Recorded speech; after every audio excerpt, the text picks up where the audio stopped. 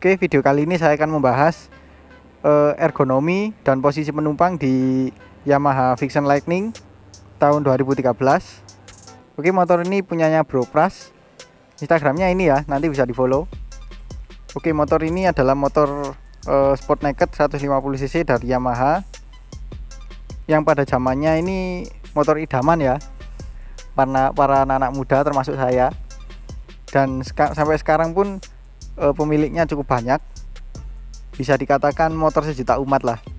Oke, langsung aja ya, saya akan coba naik gimana sih posisi kaki, posisi tangan di motor ini.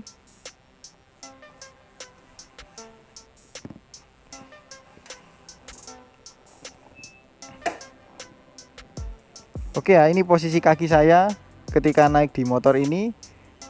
Tinggi saya 167 cm dan bisa dilihat hampir napak sempurna. Dan karena bobot motor ini nggak terlalu berat, jadi masih cukup pede lah untuk naik di motor ini. Kemudian untuk joknya ini cukup empuk, cukup nyaman. Dan suspensinya juga bagi saya terlalu empuk ya untuk kelas Sport Naked. Malah seperti motor Matic sih, beda jauh dengan Yamaha Saber yang tipikalnya sangat keras. Ini sangat empuk untuk suspensi belakangnya.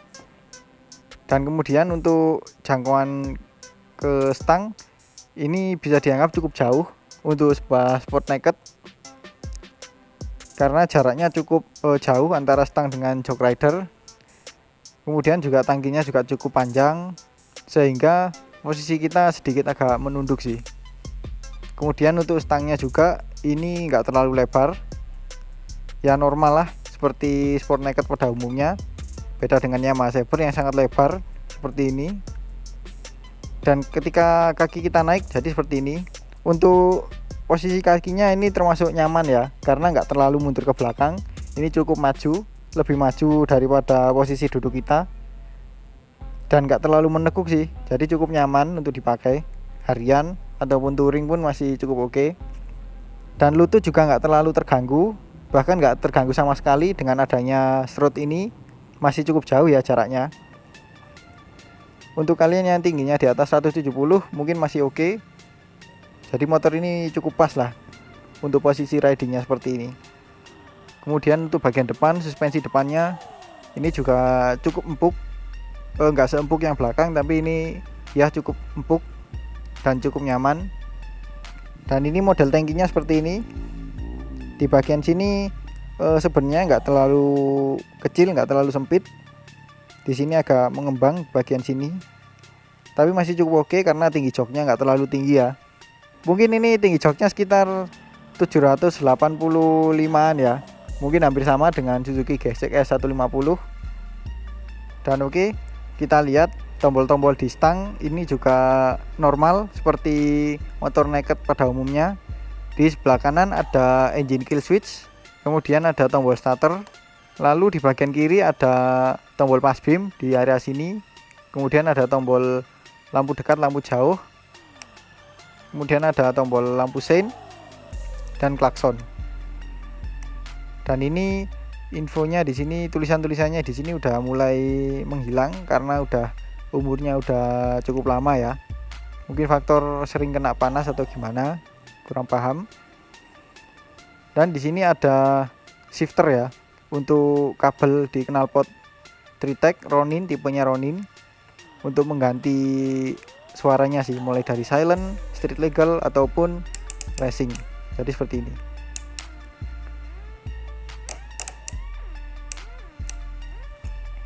Nah, untuk kuncinya sudah menggunakan shutter key, dan ini geriginya ada di dalam bukan di luar, jadi kelihatan lebih premium sih.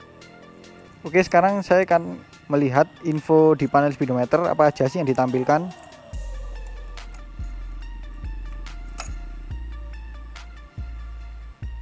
Nah, tadi ada sapaannya "Hai bro". Jadi yang sapaan "Hai bro" tadi tidak bisa dirubah ya namanya.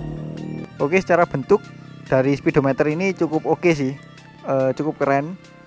Ada kombinasi analog sama digital. Nah, di sini ada beberapa indikator. Nah, di sini ada indikator lampu jauh, kemudian indikator lampu sein, indikator netral, indikator suhu kalau overheat, kemudian indikator check engine. Nah, di sini ada penunjuk RPM model analog. Ini cukup keren sih. Bahkan untuk zaman sekarang pun model analog seperti ini masih dibilang cukup oke daripada yang digital. Kemudian di sini ada penunjuk sisa bahan bakar. Kemudian di sini ada speedometer, kemudian ada odometer. Di sini ada tombol untuk mengganti info odometer tadi. Itu ada trip 1 sama trip 2. Jadi di sini tidak ada seperti shift light ataupun konsumsi bensin rata-rata, kecepatan rata-rata ataupun jam, itu juga masih belum ada. Jadi untuk di zamannya itu masih belum terlalu terkenal ya, belum dipakai di beberapa motor naked khususnya 150 cc. Tapi overall info yang ditampilkan ya cukup oke lah. Oke ya, setelah ini saya akan mengajak teman saya untuk duduk di depan dan saya akan duduk di belakang untuk merasakan bagaimana sih posisi penumpang di Yamaha Vixion Lightning ini. Oke, jadi saya akan memanggil teman saya yang punya motor ini, Bro Pras, untuk duduk di depan dan saya akan duduk di belakang. Yuk.